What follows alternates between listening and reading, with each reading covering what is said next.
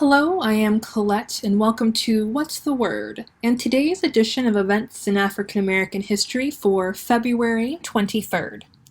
In 1869, Louisiana governor signed Public Accommodations Law, barring public accommodations and carrier segregation. It prohibited excluding passengers from railroads, streetcars, steamboats, coaches, or other vehicles based on race.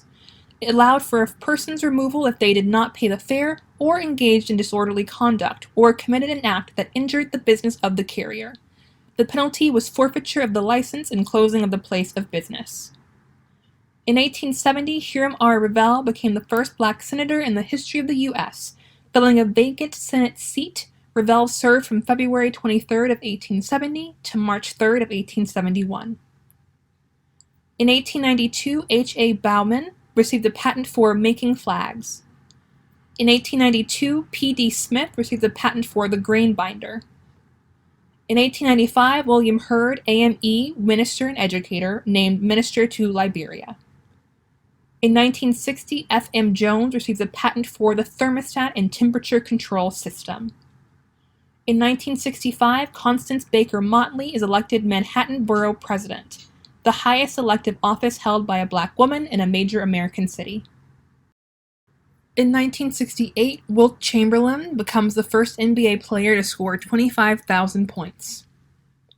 In 1979, Frank E. Peterson is promoted to general.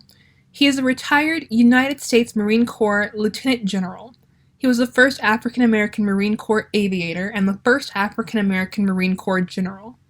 Peterson retired from the Marine Corps in 1988 after 38 years of service.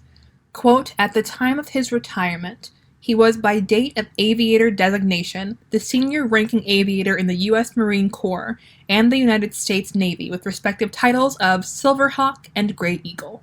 End quote. In 1983, USFL NJ Generals signed Heisman winner Herschel Walker in a 3-year contract for $5 million. In 2020, Ahmaud Marquez Arbery, an unarmed 25-year-old African-American man, was pursued and fatally shot while jogging near Brunswick in Glenn County, Georgia. Arbery had been pursued by 3 white residents, Travis McMichael and his father Gregory, who were armed and driving a pickup truck, and William Roddy Bryan, who followed Arbery in a second vehicle, and was confronted and fatally shot by Travis McMichael. Thanks for joining us today, and tune in tomorrow for another edition of What's the Words? Events in African American History.